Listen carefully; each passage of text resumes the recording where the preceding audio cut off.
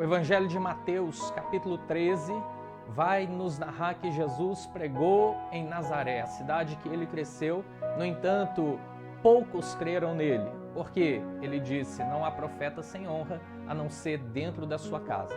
Mas quero chamar a sua atenção, porque nesse capítulo 13, a maioria do capítulo é composta por parábolas de Jesus, histórias alegóricas que vão nos narrar verdades e tesouros ocultos que são revelados nas entrelinhas sobre o reino de Deus. A primeira das parábolas nos fala a respeito daquela que é chamada a parábola do semeador. Eu gostaria de mudar o nome dessa parábola para parábola dos solos, das terras, das variações de terra.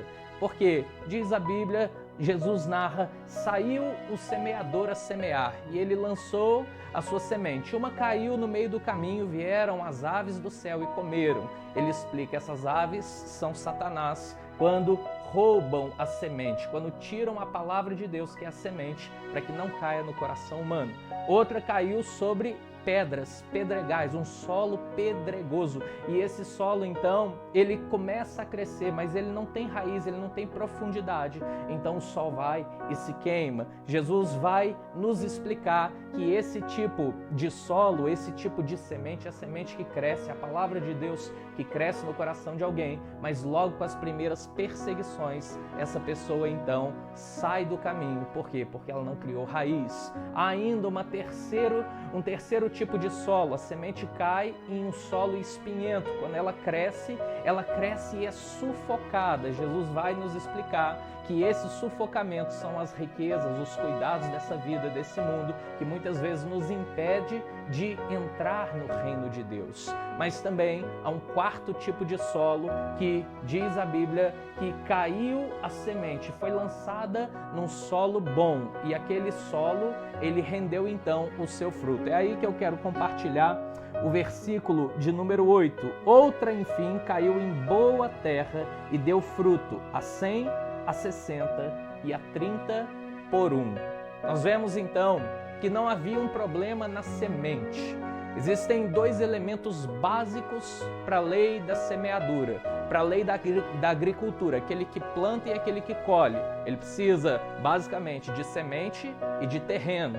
Então, a semente é importante, mas eu não quero destacar hoje a semente. É claro que a Bíblia diz lá em Gálatas 6,7, de Deus não se zomba, o que o homem semear, isso ele vai ceifar. O que ele planta, ele colhe. Isso é uma lei universal da semeadura e ela tem a ver com a semente. Mas eu não quero falar de semente, eu quero falar da terra, porque a semente que Jesus está falando é a mais preciosa de todas, é a palavra de Deus. Jesus vai dizer que aquela parábola, ela tem a ver com a palavra de Deus. A semente é a palavra de Deus. Ela tem a ver então com a terra, o tipo de solo. Até mesmo a semente mais preciosa de todas, a palavra de Deus, pode cair no caminho, pode ser roubada, pode cair em solo ruim, pode cair em solo espinhento e não dar frutos. Nós precisamos entender que esse terreno tem a ver com a nossa vida. A semente, que é a palavra de Deus, é lançada no seu coração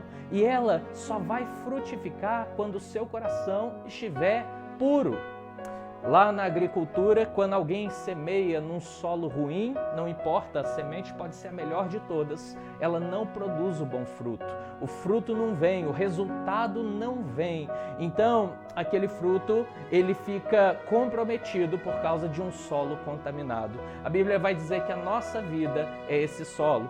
Lá em Gênesis capítulo 26, versículo 12, diz assim, que Isaac semeou naquela mesma terra, a terra de Gerar, terra dos filisteus, e ele colheu a 100 por 1, porque o Senhor o abençoava. Se nós formos analisar, a terra estava em crise. Nenhum dos filisteus conseguia uma colheita. E Isaac então conseguiu a melhor colheita de todas. Não a 30 nem a 60, ele conseguiu a 100 por 1. Por quê? Porque o Senhor o abençoava. Porque na verdade a terra não tem a ver somente com o solo físico, mas a terra do nosso coração.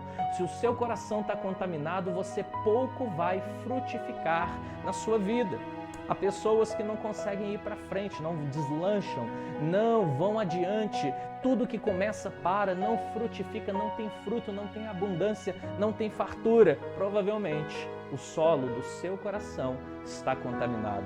Jesus falou assim: essas pessoas que ouvem por parábolas não entendem porque o seu coração está duro. Muitas vezes o seu solo está pedregoso. Muitas vezes você está preocupado demais com o que os outros pensam da sua vida, ao invés de se preocupar com o que Deus pensa da sua vida. Muitas vezes o seu solo está espinhento, te sufocam as riquezas, os cuidados desse mundo e você não consegue colocar a sua vida completamente na direção de Deus. Eu quero fazer um apelo que há um propósito no coração de Deus para limpar as terras do seu coração. 2 Crônicas, capítulo 7, versículo 14, diz assim: se o meu povo, que se chama pelo meu nome, se humilhar e orar e me buscar e se converter dos seus maus caminhos, então eu ouvirei do céu, perdoarei os seus pecados e sararei a sua terra. Deus quer sarar a sua terra. Deus quer te abençoar de forma que tudo que você venha fazer seja próspero, seja bendito, tenha uma colheita eficaz para você parar de se frustrar na vida. O que você precisa então fazer é se humilhar, é buscar a face de Deus, é pedir perdão, é se arrepender por pecados, às vezes pecados da antiguidade, às vezes erros que você cometeu no meio do caminho. E tempo não apaga pecado, não é o tempo que vai curar o solo. O que cura solo é arar, é botar a mão, é afofar a terra, é adubar, é fazer alguma coisa, uma intervenção, que nesse dia Deus te abençoe para que você possa clamar por Ele, por uma cura de terra. Peça que Jesus cure a terra do seu coração, peça que Jesus cure a terra da sua vida e Ele então vai te dar uma boa colheita, uma colheita a 30, a 60 e a 100 por um. Que o Senhor te abençoe e te guarde. Shalom.